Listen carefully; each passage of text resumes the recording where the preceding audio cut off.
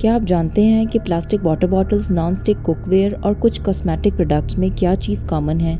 یہ ہیں PFAS، جنہیں فار ایور کیمیکلز بھی کہا جاتا ہے۔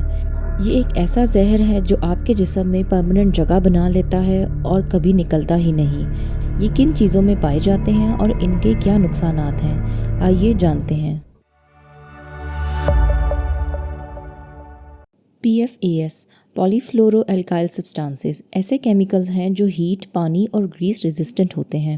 انہیں انڈسٹریز استعمال کرتی ہیں تاکہ پروڈکٹس چپکے نہیں، گلے نہیں اور لمبے عرصے تک چلیں۔ لیکن یہ اتنے ریزسٹنٹ ہیں کہ یہ ہماری باڈی میں نہ تو ٹوٹتے ہیں اور نہ ہی نکلتے ہیں، اس لیے انہیں فار ایور کیمیکلز کہا جاتا ہے۔ یہ کیمیکلز ہمیں اپنے ارد گرد بھی ملتے ہیں، جیسے نان سٹک فرائنگ پینس، واٹر پروف مسکارا اور فاؤنڈیشنز میں، لانگ لاسٹنگ لپسٹکس میں اور فاسٹ فوڈ کے گریس پروف ریپرز میں بھی، اور کچھ پلاسٹک باٹلز، اسٹرین ریزسٹنٹ کپڑے اور کارپٹس میں بھی۔ ریسنٹ اسٹڈیز کے مطابق 50% سے زیادہ کاسمیٹکس جیسے کہ فاؤنڈیشن، لپسٹکس اور مسکارا میں ہائی لیولز آف PFAS پائے گئے ہیں۔ جتنی لانگ لاسٹنگ پروڈکٹ اتنے ہی زیادہ فار ایور کیمیکلز۔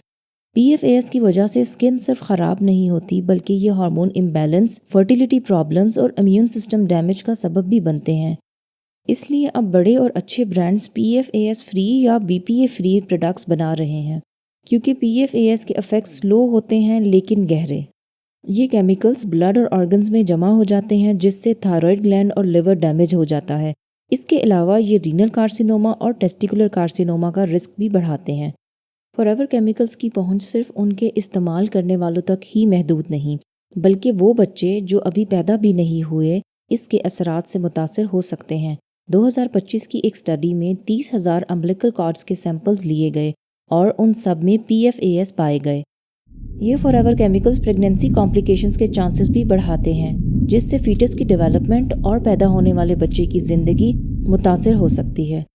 اس سے متاثر بچے لیٹر لائف میں اوبیسٹی، بلڈ پریشر اور تھائرائیڈ امبیلنس کا شکار بن سکتے ہیں۔ اب سوال یہ ہے کہ ان کیمیکلز کے مضر صحت اثرات سے بچنے کے لیے آپ کو کیا کرنا چاہیے؟ پلاسٹک باٹلز میں پانی کیری کرنے کی بجائے اسٹین لیس اسٹیل یا گلاس باٹلز یوز کریں۔ گھروں میں پلاسٹک کے جگز اور کراکری کو اسٹیل اور گلاس کے ساتھ ریپلیس کریں۔ کاسٹ آئرن یا سیرامک کوک ویئر کو ٹیفلون پر پریفر کریں۔ کاسمیٹک خریدتے وقت PFAS فری یا کلین بیوٹی کا لیبل دیکھیں۔ فاسٹ فوڈ اور ٹیک اوے والے ریپرز اوائڈ کریں، کیونکہ ان کے گرد لپٹے بٹر پیپر کو موئسچر پروف بنانے کے لیے فار ایور کیمیکل سے لیس کوٹنگ یوز کی جاتی ہے۔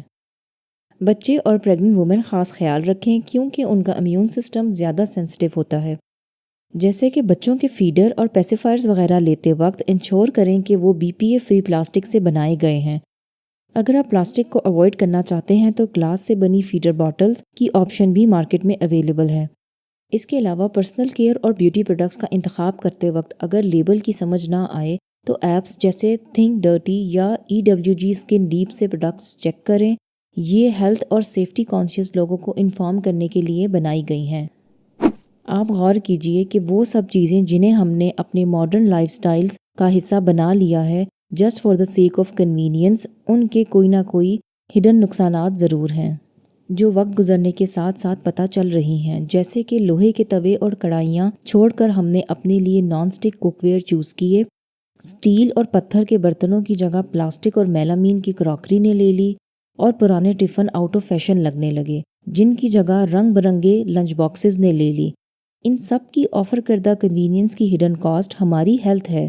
ہم نے آسانی یا ٹرینڈ سمجھ کے ڈسپوزیبل پروڈکٹس کو فوراً اپنا تو لیا، پر اب وقت گزرنے کے ساتھ ساتھ یہ اویئرنیس آتی جا رہی ہے کہ دراصل پرانی چیزیں پائیدار بھی تھیں اور سیف بھی۔ واقعی میں اولڈ ہی گولڈ ہے۔ محتاط رہنے کے لیے آپ کو کچھ ایفرٹ تو کرنی پڑے گی، لیکن وقتی آرام اور کنوینئنس کی خاطر خود کو اور اپنی اولاد کو فار ایور کیمیکلز جیسے کبھی جان نہ چھوڑنے والی مصیبت میں مت ڈالیے، کیونکہ یاد رکھیے احتیاط علاج سے بہتر ہے۔